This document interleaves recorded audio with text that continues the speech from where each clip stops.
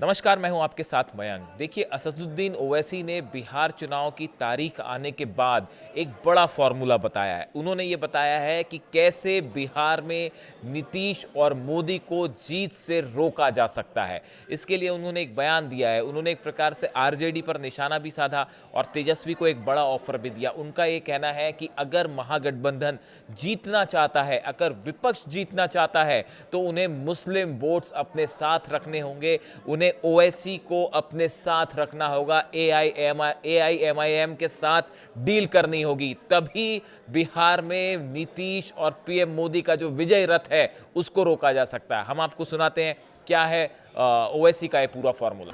अब देखिए, जो चीज़ जनता में बात को लाना था, अख्तर उल ईमान साहब ने उसको जनता में ला लिया है।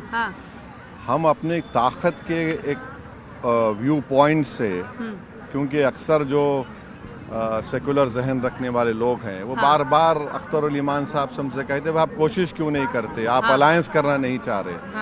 हम उनको समझाए कि हम तैयार हैं, तो अब उन्होंने कहा कि नहीं, आप इस तरह करिए। उन्होंने आकर अख्तर साहब से मिला, हमने कहा ठीक है, आपकी बात को हम सुन लेते हैं। हमने ये भी कोशिश कर ली। आप देखिए, ये उनके ऊपर है, मगर हम तो पूरी ताकत के साथ सीमांचल में लड़ेंगे, बिहार के मुख्तलिफ इलाकों में इलेक्शन लड़ेंगे। लेकिन क्या आपको लग रहा है कि आप लोग तो अपनी तरफ से पहल भी कर रहे हैं, जबकि आप ही सबसे ज्यादा सीटें पाए थे पिछले चुनाव में, तो फिर भी इन लोगों का क्या गुरूर है या क्या है जो ये लोग नहीं कर रहे? बिल्कुल, अगर वो इसको देखिए, लेटर में 6 सीट लिखे अख्तर उल ईमान साहब, आपने 6 सीट मांगी थी। और हमने कहा कि मंत्री भी मत दीजिए अगर आप सत्ता में आते हैं, एक डेवलपमेंट काउंसिल बनाइए जो भारत के संविधान में उसका प्रोविजन है। अब नहीं करते हैं तो ये जनता देख रही है कि वो ये नहीं चाहते कि जहां पर हर समुदाय की एक सियासी लीडरशिप है, वहां पर बिहार में और ख़ास तौर से सीमांचल में मुस्लिम अक़लियत की कोई पॉलिटिकल लीडरशिप उभरे। लेकिन आपने बड़ा दिल दिखाया, जिन्होंने आपके 4 विधायकों को ले लिया, आप उन्हीं को फिर भी खत लिख रहे हैं। ये तो सब बिहार की जनता देख रही है ना, ये सब देख रही है कि कौन बीजेपी को रोकना चाह रहा है और कौन सिर्फ अपनी, आपको बी पार्टी कहते रहते हैं। हमको उसकी परवाह नहीं है, हम हर इल्जाम ले सकते हैं, हमको परवाह नहीं है, मगर जनता तो देख रही है। और अभी तक इन लोगों में ये तय नहीं हो पा रहा है कौन सीएम का फेस है। आज भी सीडब्ल्यूसी की बैठक हो रही है, फिर महागठबंधन की बैठक होगी। क्यों इन लोगों के बीच में इतनी खटपटाहट? हमको इससे मतलब नहीं, हमको मतलब लीडरशिप से है, हमको मतलब सीमांचल के डेवलपमेंट काउंसिल से है, हमको मतलब यहाँ पर जो डेमोग्राफिक डिविडेंड बिहार में है, 59% 25 साल से कम उम्र के नौजवान हैं, उनके लिए क्या कर सकते हैं, उनके लिए क्या करना चाहिए, तो जो नहीं हुआ हमको उसकी फिक्र। एक आखिरी सवाल, आई लव मोहम्मद पर बड़ा बवाल मचा हुआ है जो आप देख रहे हैं, उस पर क्या कहेंगे? देखिए, आर्टिकल 25 में फ्रीडम ऑफ रिलीजन है। कोई I love dash political leader लेके जाएगा तो फिक्र नहीं है किसी को। आप बताइए। लेकिन पुलिस नहीं, मसला कुछ नहीं है। वहाँ के सरकार ने, एडीजीपी साहब ने या कोई पुलिस के कहा कि हम नए पोस्टर्स को बर्दाश्त नहीं करेंगे। नया पोस्टर कहाँ है? देखिए, हम उनको भी और आपके ज़रिए से आपके देखने वालों को बताना चाह रहे हैं कि मैं मुसलमान उस वक्त तक नहीं जब तक कि मैं प्रॉफिट मोहम्मद को अल्लाह का आखिरी नबी नहीं मानता। उन्होंने मुझे बताया कि अल्लाह है, इसकी इबादत करो।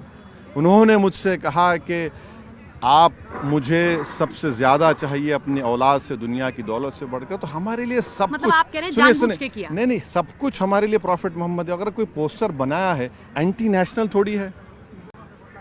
बताइए, एंटी नेशनल थोड़ी है? कोई एंटी नेशनल नहीं है। अगर चाहे हिंदू हो, बौद्ध मजहब का हो या कोई क्रिश्चियन मजहब का हो, वो अपने अपने आई लव यू बोल के लिखा, तो उसको भी रोक देंगे आप? लेकिन वो कहते हैं फिर जब सर तन से जुदा के नारे लगते हैं। अरे सर तन से जुदा तो वो गलत है, वो तो आप वायलेंस के लिए उकसा रहे हैं, हम उसको कंडेम करते आए। यहाँ पर हम कह रहे हैं कि हम मोहम्मद सल्लल्लाहु अलैहि वसल्लम से मोहब्बत करते हैं, तो मोहब्बत के भी खिलाफ हो। मोहब्बत करते हैं भाई, प्रॉफिट मोहम्मद सल्लल्लाहु अलैहि वसल्लम तो सबके लिए, वो तो प्रॉफिट ऑफ पीस है। इसमें कौन सा इलीगल बात है, कौन सा कानून का उल्लंघन हो रहा है? सरकार ने जानबूझ कर किया। ये तो इनको हर चीज उनको तमाशा करना है। आर्टिकल 25 में फ्रीडम ऑफ रिलीजन है। हाँ, अगर कोई जैसा आपने कहा उस तरह का ऑब्जेक्शन नारा बिल्कुल गलत है, वो धर्मांतरण की चीजें, नहीं, कोई कुछ नहीं है ना, कुछ नहीं है।